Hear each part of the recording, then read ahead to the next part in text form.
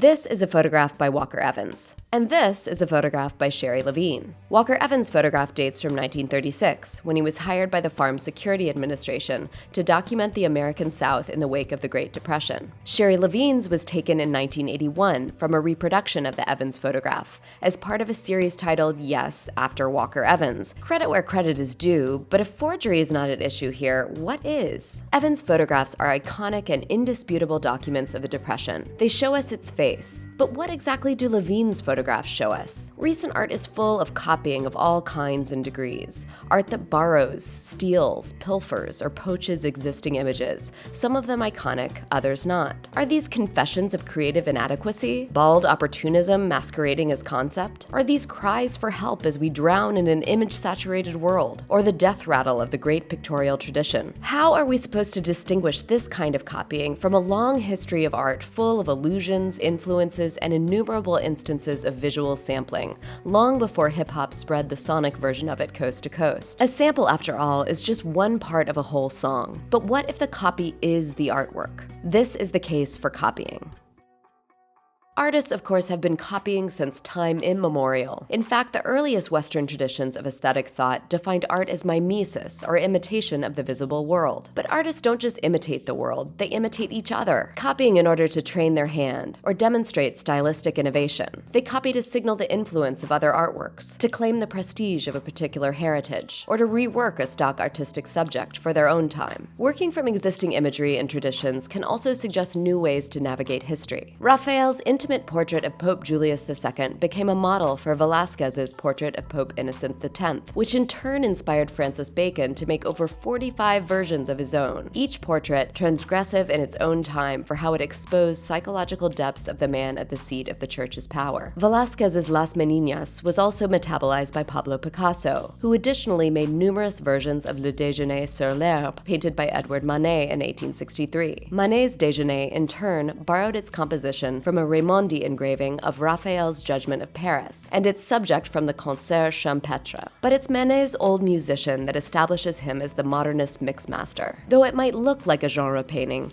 the old musician is in fact a composite image with an extravagant number of citations. A painted phrase, as the art historian Carol Armstrong called it, that reads after Watteau, after myself and Murillo, after Lenin and Velázquez, and so on. Manet's painting is not a window onto another reality, but a cluster of representations, each one like a song that can be sampled again and again. Manet's mashup, moreover, stares back at us. The old musician personifies the way that all pictures, so to speak, regard us. Images aren't just neutral depictions of the world. They're instruments influencing how we perceive ourselves and others. This awareness inspired a number of artists in the late 1970s to make art that foregrounded representation itself. Art historians refer to this work as appropriation art. In 1977, art critic Donald Crimp curated an exhibition titled Pictures, bringing together artists who shared an interest in understanding the picture itself. Artists of the Pictures generation, as they came to be called, plundered existing images for their own work. Jack Goldstein's film Metro-Goldwyn-Mayer loops the familiar MGM lion's roar, suspending us between the pleasure of anticipation and the frustrating deferral of the feature film. Dara Birnbaum's technology transformation Wonder Woman fragments and repeats clips from the TV series to draw out the relationship between technology and sexual objectification. By isolating and manipulating images, these artists direct our attention toward their subtexts and demonstrate how they get their meanings, not through our actual experience with lions or superheroes, but through our associations with other pictures like them. In her series of film stills, Cindy Sherman photographed herself in the poses and scenarios of generic feminine personas that evoked stock narratives, so that each version of Sherman seems overdetermined from the start by our expectations for her. As Crimp wrote, we are not in search of sources or origins, but of structures of signification. Underneath each picture, there is always another picture. These artists certainly weren't the first to use images from pop culture. The aptly named pop art movement built upon the work of artists including Jasper Johns and Robert Rauschenberg, who made bronze casts of mass-produced objects,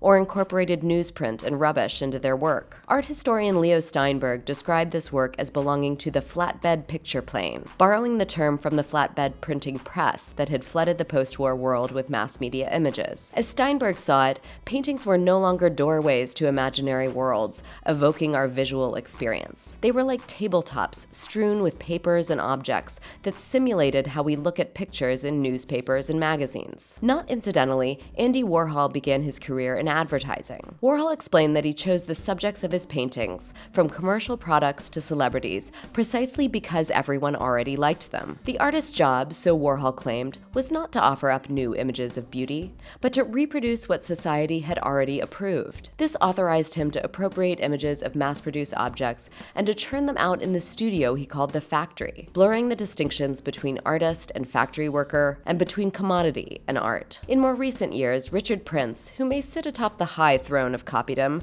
described his interest in copying this way. Advertising images aren't associated with an author. They look like they have no history to them, like they showed up all at once. They look like what art always wants to look like. Yet, of course, Prince, Warhol, and other pop artists certainly didn't fade into the woodwork. On the contrary, a Campbell's soup can is almost synonymous with the name Warhol, a single blown-up cartoon frame with Roy Lichtenstein. Pop art held up a mirror to the ubiquity of mass media, but a mirror is often the weakest form of critique. After all, that other thing that looks like it showed up all at once without history, that's the mass-produced commodity. Perhaps it's no surprise then that the art market quickly embraced pop art as one more luxury object. Appropriation art, on the other hand, had a very different relationship to popular imagery. More like certain strands of Dada and Surrealism, appropriation art sought to understand how images around us inform our psyche and provide a basis for collective life. Martha Rosler's House Beautiful, Bringing the War Home, used a technique similar to Surrealist collage, inserting photographs from the Vietnam War into scenes of American domestic life. Both sets of images were taken from copies of Life. Rosler just reassembled what was already bound together in the magazine,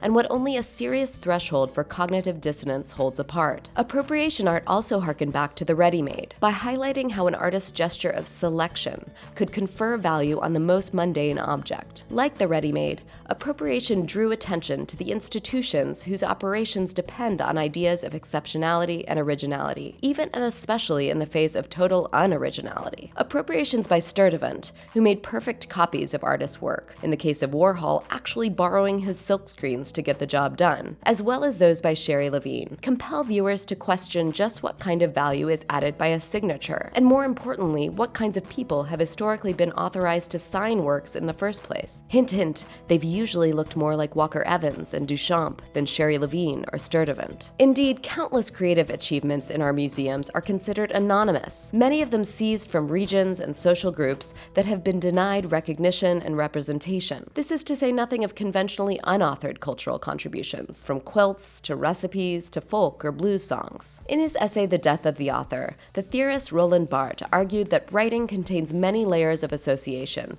that can only be unified in the reader's experience of a text. This meant that the author had no particular authority over the meaning of a book, because anything she wrote existed in a web of connotations and cultural significance. To interpret a book or an artwork was therefore not to decode it or to identify its definitive meaning, but to demonstrate how it functioned in this web of significance. Michel Foucault followed with his essay, What is an Author?, which argued that an author is actually just an organizing principle that allows us to group together a certain number of cultural objects. More importantly, it clarifies who did not make the work, impeding rather than helping along the free circulation and inventiveness of creative output. No less of a paradigm for the artistic genius than Pablo Picasso once said, "Good artists borrow, great artists steal." This is often taken to mean that great artists transform their influences into their own authentic and original inventions. But appropriation art turns this meaning on its head. Appropriation art asks us to recognize that so-called great artists manage to convince us that their works are authentic and original